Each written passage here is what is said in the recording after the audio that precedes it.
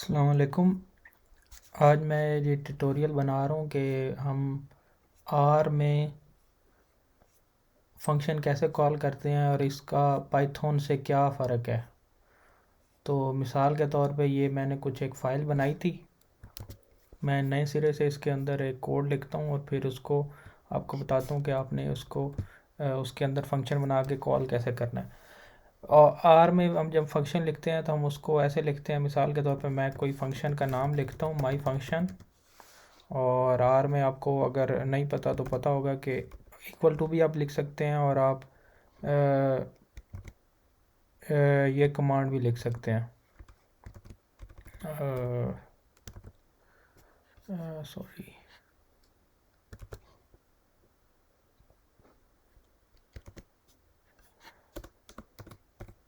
इस तरह की कमांड लिख के तो आप इक्वल टू और ये एरो और ये डैश ये इसी के इक्वल टू के बराबर होता है। तो हम ये लिखते हैं फंक्शन का जो होगा, ये ज़रूरी है आर में फंक्शन लिखना। जैसे पाइथन में डी एफ है तो इसमें ये होता है। उसके बाद ये ब्रैकेट्स में हम उसके पैरामीटर देते हैं। अभी मैं इसको नहीं लिखता कुछ भी। फिर उसके बाद हम ये डबल ब्रैकेट इस तरह की लिखते हैं और इसके अंदर फिर हम कुछ इस तरह की लिखते हैं, ए इज़ इक्वल टू 1 और बी इज़ इक्वल टू 3 और ए प्लस बी। ये हमने इसके अंदर फंक्शन के अंदर कुछ चीज़ें लिख दी। अब ये जो फंक्शन है इसको मैं ऐसा करता हूँ, एक नई फाइल बनाता हूँ। ठीक है, अनटाइटल्ड। तो मैं इसके अंदर ये मैं सारा कुछ लिख रहा हूँ ये आर मार्कडाउन के अंदर। तो इस वजह से ये आर की जो फाइल है, चलें आर बना लेते हैं, आर की एक्चुअल फाइल आर की बना लेते हैं। तो इस वजह से आपने देखा होगा कि ये जो है ना वो एक बन गई है, एक फ़ाइल बन गई है आर की, जिसके अंदर मैंने ये फंक्शन बनाया है। इस वजह से इसका कलर भी डिफरेंट है और डिजिट्स का भी डिफरेंट है। तो अब हम इसको अगर फंक्शन को कॉल करना चाहें, इसको मैं सेव करता हूँ। फिर मैं जाता हूँ उसके अंदर जहाँ पर मेरा जो है वो ये फाइल्स पड़ी हुई हैं। ये मैंने जहाँ पे ये सेव किया, डाउनलोड्स में मैंने सेव किया था, मैं वहाँ चला गया। फिर मैंने क्या करना है, फिर मैंने अगर इसको कॉल करना हो, इस फंक्शन को कॉल करना हो, ये मैंने एक फ़ाइल बनाई जिसके अंदर ये 3 मैंने आर्गूमेंट्स दिए, इसको मैंने कॉल करना हो तो मैंने क्या लिखना है, कंसोल में मैंने लिखना है सोर्स और उसके अंदर मैंने उस फाइल का नाम लिखना है। बल्कि उससे पहले ये ज़रूरी है कि हम कंसोल को वो पाथ दे दें जहाँ पे हमने अपनी फंक्शन की फ़ाइल रखी है। तो मैं इसको कहता हूँ टू फाइल्स पे इन लोकेशन, मतलब जहाँ पे हम यहाँ पे हैं वही हमारी वर्किंग डायरेक्टरी बन जाए। तो ये सेट वर्किंग डायरेक्टरी डाउनलोड जहाँ पे ये वाली फ़ाइल पड़ी है। तो फिर हमने यहाँ पे उसका नाम लिखना है फ़ाइल का, अनटाइटल्ड डॉट आर। ये डॉट आर लिखना ज़रूरी है। ये मैंने किया। अब उसके अंदर जो मैंने ये फंक्शन बनाया था जिसका नाम था माई फंक्शन, वो ये आ गया। ठीक है। अब हम अगर इसके अंदर इसको मैं चेंज करता हूँ, कुछ 1A लिखता हूँ इसके अंदर। मैंने इसके अंदर एक पैरामीटर दिया जो नीचे मैं इस्तेमाल कर रहा हूँ ए को। तो मैं इसको दोबारा कॉल करता हूँ सोर्स। ठीक है। अब उसके अंदर जो हमें शो कर रहा है ये पैरामीटर।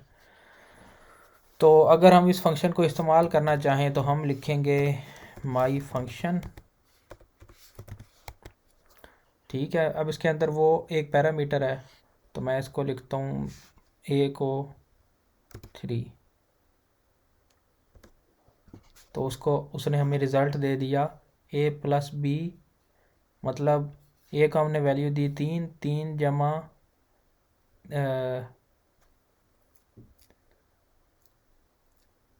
ए को हमने वैल्यू दी 3, 3 जमा 1 4 हो गया। मतलब ये वाला फंक्शन उसने रन कर दिया जो इसके अंदर आर्गूमेंट्स थे। तो ये तरीका है आर में फंक्शन कॉल करने का।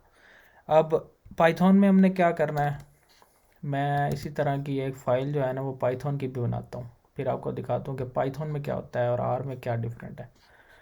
तो पाइथन में हम इस तरह डिफ़ाइन करते हैं फंक्शन डी एफ माई फंक्शन, और उसके अंदर हम आर्गूमेंट्स इसी तरह देते हैं जिस तरह उसमें दिए थे, लेकिन यहाँ पे ये डिफरेंट है कि यहाँ पे हमने ये लगानी है डबल डबल डॉट इसको कहते हैं, या क्या एक्सक्लेमेशन मार्क्स, ये लगाना ज़रूरी है। फिर मैंने यही इसके अंदर लिख दिया और इसको फिर मैंने इसी नाम से डाउनलोड्स में सेव कर लिया। ठीक है, अब मैं इसको अगर कॉल करना चाहूँ तो उसके लिए ज़रूरी है कि मैं इसको इन्वायरमेंट को, ये मैं आर स्टूडियो यूज़ कर रहा हूँ। अगर आप पाइथन का कोई जैसे विजुअल स्टूडियो वगैरह इस्तेमाल कर रहे होंगे तो वहाँ पे आपको इसकी ज़रूरत नहीं पड़ेगी। तो मैं इसको क्या करता हूँ कि मैं सबसे पहले इसमें जाता हूँ और मैं इसके अंदर लाइब्रेरी रेटिकुलेट,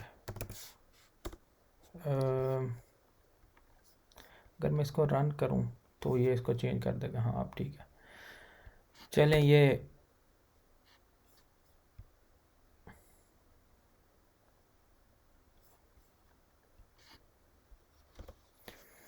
मैं ऐसा करता हूं कि मैं जैसे पाइथन में करते हैं इंपोर्ट अनटाइटल्ड,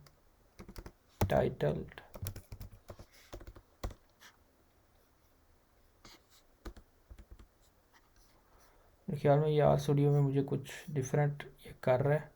हाँ चलिए अब आ गया। तो मैं अभी डाउनलोड्स में हूँ जहाँ पर मैंने इस फाइल को सेव किया है, इस डाउनलोड्स में, और इसी के अंदर हमारी फ़ाइल पड़ी हुई है जो अभी तो ऊपर नीचे कहीं पड़ी है। तो मैं इसको पहले इंपोर्ट करूँगा इस फंक्शन फ़ाइल को जिसको मैंने untitled.py का नाम दिया। ये ऐसे ही है जैसे हम numpy या pandas को इंपोर्ट करते हैं। तो untitled इंपोर्ट untitled ये हम पहले करेंगे। उससे ये होगा कि ये वाली जो फ़ाइल है ये इंपोर्ट हो जाएगी हमारे पास, ऐसे ही जैसे numpy इंपोर्ट होती है। अच्छा, इसके अंदर हमारे पास कुछ एरर था, अब मेरे ख्याल में ये एरर नहीं देगा, पहले ये इस वजह से एरर देगा। अब आ गई जो हमारे पास, ठीक है, ये इंपोर्ट हो गया अनटाइटल्ड। वो कहाँ हुआ ये देखें, ये शो हो रहा है। ठीक है, मॉड्यूल अनटाइटल्ड फ्रॉम दिस। तो इसके अंदर अगर हमने जो इस फाइल के अंदर फंक्शन है, जैसे ये माई फंक्शन है, जैसे आर में भी मैंने यही नाम रखा था माई फंक्शन, लेकिन इसमें फंक्शन को लिखने का तरीका डिफरेंट है।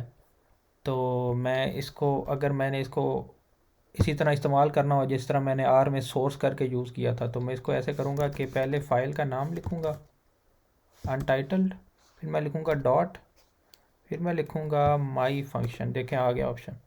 फिर उसके अंदर हमारा जो एक आर्गूमेंट है ए, उसको मैं वैल्यू दे देता हूँ, फिर वही 3। तो इसी तरह हम इसको कॉल कर सकते हैं। अब इसने इसमें हमें क्यों नहीं शो किया, क्योंकि हमने इसके अंदर रिटर्न नहीं दी, रिटर्न a+b। इसको मैं कमेंट आउट कर देता हूँ। अब मैं इसको दोबारा कॉल करता हूँ फंक्शन को,